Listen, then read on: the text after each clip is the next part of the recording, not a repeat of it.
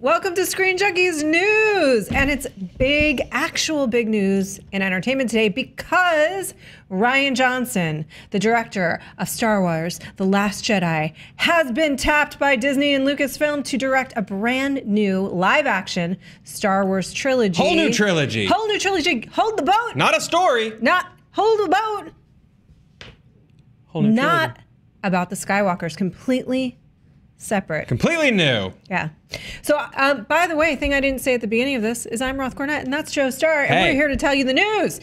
So this was revealed along with, there's also going to be a Star Wars live action series on the upcoming streaming platform. Yes. That's going to happen in 2019. We're not super surprised about that because we imagine there would probably be a live action Star Wars show. Yeah, and they've always kicked around that idea in the past. There was supposed to be a bounty hunter show forever and ever, and then that sort of just quietly went away. So it might be that, you know, who knows?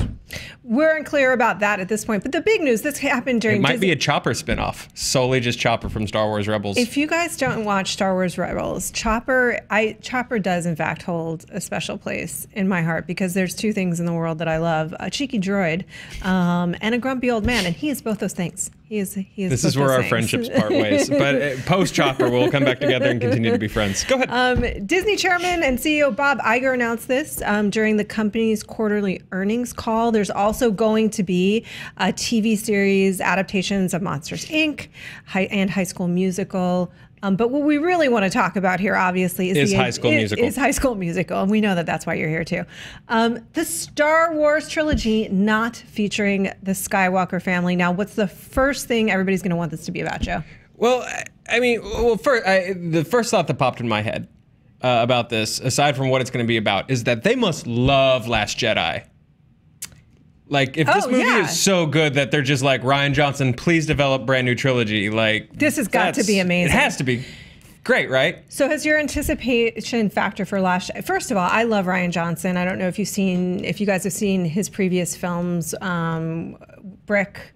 Brick's phenomenal, yeah. And then in the middle of that was one that not everybody loves, but I do, The Brothers Bloom, which is great. I love Brothers Bloom. Love it. It's a great con movie. So I was already really anticipating this movie. Then I had heard from a colleague about a year and a half ago that when Rian Johnson submitted his initial script, he thought, oh, this is just way too weird. They're never going to let me do it. And they said, yeah, great, do it. And let him kind of do his thing. Which is amazing. And you're right, the confidence level has just got to be so high. Well, I mean, if you're going to let the guy do his thing with this new trilogy, this Skywalkerless trilogy, I think, I have a feeling if you look on Twitter right now, it's going to be nothing but people screaming for Knights of the Old Republic, which is, Star Wars is a long time ago in a galaxy far, far away. Knights of the Republic is a lot longer ago in a galaxy far away. There's Darth Malak and Darth Revan. They've covered this in games and books and comics. My handwritten notes are really bad because I wrote them very fast, so I thought comics said carnies. It says comics. I almost said carnies. That's a whole other movie that I also kind of want to see. Yeah, just games, comics, carnies. My hope is that I want something completely new. Is it a new hope? Is it a new hope? Here's my new hope, that these films strike back and return to us with something we haven't seen before. I'm super impressed. We've seen Knights of the Old Republic, even though it's probably all like technically not canon now. They're now legends, or however they're classifying them now. I want to see something completely new. My initial thought was there's a giant region in Star Wars called the Unknown Regions, and that's just past the point of explored space. That's where Grand Admiral Thrawn comes from, the mysterious blue chiss from the original books that everyone is obsessed with. They brought him into Star Wars Rebels recently. There's a lot you could do in the Unknown Regions, and literally by that I mean you could do anything, because it's the Unknown Regions. It's an entire part of the galaxy that we've never seen. New aliens, new droids, new civilizations, new governments, new armies.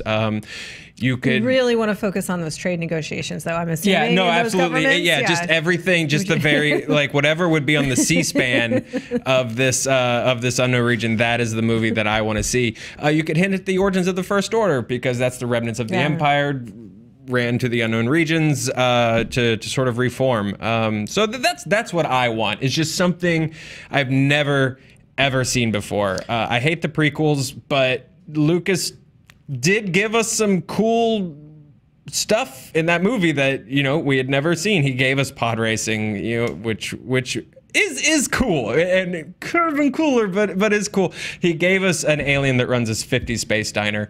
And so there's a limitless amount of potential that I think we could do a whole thing that's just in a diner.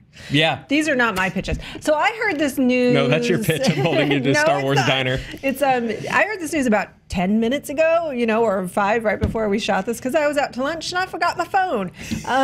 But Roth came into the office and we just went, "Where have you been?" Where's your thing? But I will say that if this is out of the creative genius of Rian Johnson, then I trust anything that he's going to do. I like you, have been advocating as more and more of these films have been announced, and it's Han Solo, and maybe we're going to do Boba Fett. They're also considering Yoda. I've the whole time, like you said, hey, look, not that I'm not looking forward to the Han Solo movie. It's going to be great, I hope.